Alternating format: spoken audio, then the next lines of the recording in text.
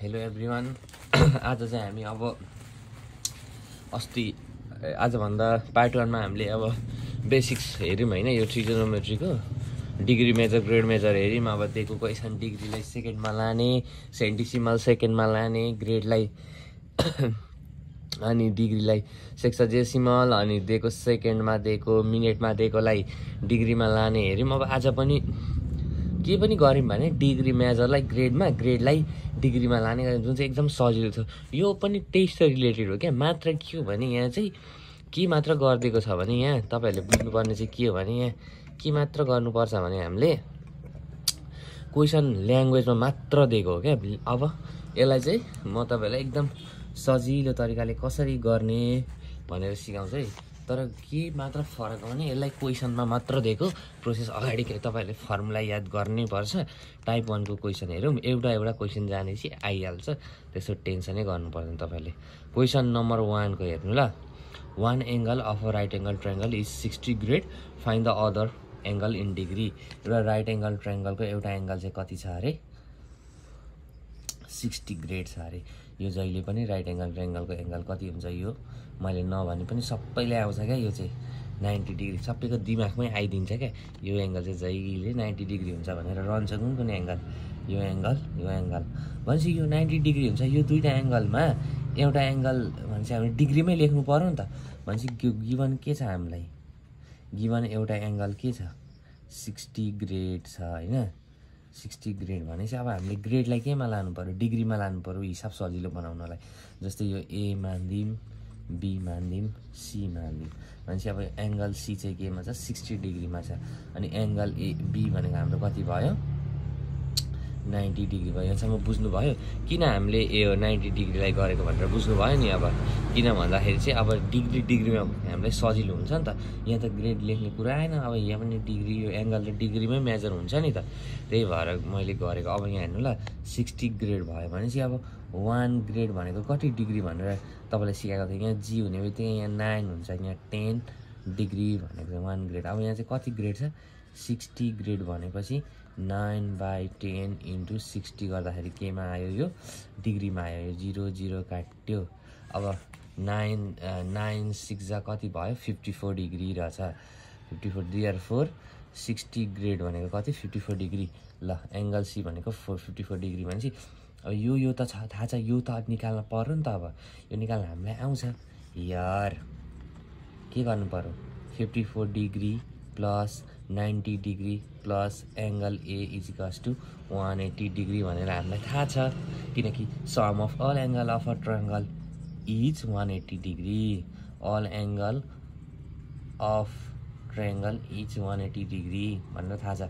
भनेपछि अब यहाँ प्लस गरौँ, 54 प्लस 90 गरौँ। एङ्गल ए प्लस 54 प्लस 90 कति हुन्छ भन्नु त? यहाँ क्यालकुलेटर गरौँ त। 90 प्लस 54 गर्दा कति भयो भने 144 degree is equals to 180 degree. भनेपछि अब एङ्गल ए आयो 180 डिग्री माइनस 144 डिग्री गर्दा कति भयो? यसको एन्सर कति आयो भन्दा 36 डिग्री आयो। भनेपछि यो कति रहेछ? 36 डिग्री। भनेपछि अब हामीसित फाइनल एङ्गल भयो है। फाइनलमा एङ्गल ए भनेको 36 डिग्री आयो, एङ्गल बी भनेको 90 डिग्री आयो, एङ्गल सी भनेको 54 डिग्री आयो। Very easy. के छ सुरुमा एङ्गल केमा दिएको छ? ग्रेडमा दिएको छ। अनि एउटा one angle of a right angle triangle is 60 grade, find the other angle in degree. एउटा एङ्गल राइट एङ्गल ट्रायङ्गलको एउटा एङ्गल चाहिँ 60 ग्रेड छ अरे। यो 60 ग्रेड छ अरे। अनि एउटा एङ्गल त अलरेडी 90 हुन्छ नि त। यो त सबैलाई थाहा छ। त हामीले यादै गर्नु पर्दैन। यो चाहिँ केमा छ? ग्रेडमा छ भनेपछि यसलाई केमा लानु पर्यो?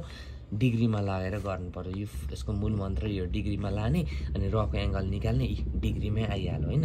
अब अरू क्वेसन गर्दै गएपछि तपाईँहरूले बुझ्नुहुन्छ। यो फेरि टाइप 1 को क्वेसन एङ्गल केमा दिएको छ? 60 ग्रेडमा दिएको थियो। अदर एङ्गल इन डिग्री भनेको थियो। हामीले राइट एङ्गल ट्रायङ्गल 90 डिग्री हुन्छ थाहा छँदैछ। अब यो यहाँ डिग्री भएपछि ग्रेडमा लेख्ने कुरा आउँदैन। डिग्रीमै ल्याउनु पर्यो क्वेसनलाई। 60 ग्रेडलाई डिग्रीमा लग्यौँ, 54 डिग्री आयो। 54 डिग्री रको एङ्गल निकाल्न के गर्नु पर्यो? यो त बच्चाले पनि गरिदिन्छ। एउटा एङ्गल, दुईवटा एङ्गल छ, एउटा एङ्गल निकाल्न सक्दैन।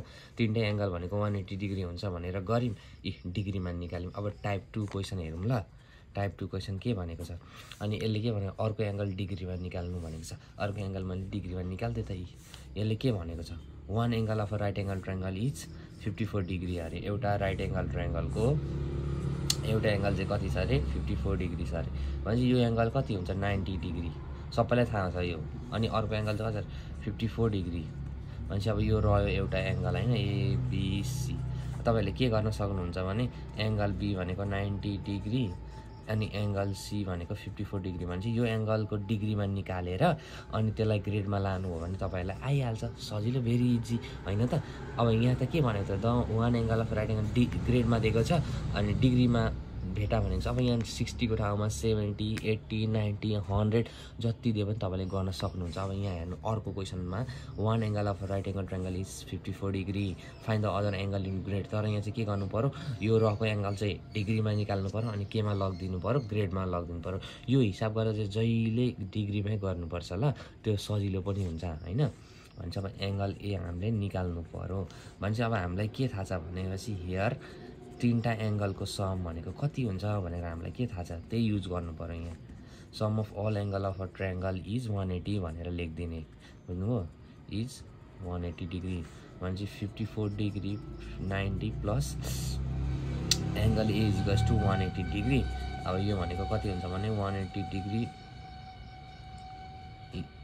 Minus 144 degree. अब एङ्गल ए भनेको 36 डिग्री भइदिन्छ क्या। एङ्गल ए भनेको 36 डिग्री नाउ। भनेपछि अरू एङ्गल केमा निकाल्नु भनेको छ ग्रेडमा निकाल्नु भनेको छ नि त। भनेपछि 1 डिग्री भनेको कति हो 10/9 ग्रेड हो नि त। भनेपछि केलाई लानु पऱ्यो 36 डिग्रीलाई ग्रेडमा लानु पऱ्यो। 36 डिग्री भनेपछि 10/9 इन्टु 36 ग्रेड आयो। भनेपछि कति छ 9 4 जा 36 40 ग्रेड भयो एउटा एन्सर। अर्को भनेको 90 डिग्री 90 डिग्रीलाई पनि लानु पऱ्यो एगेन।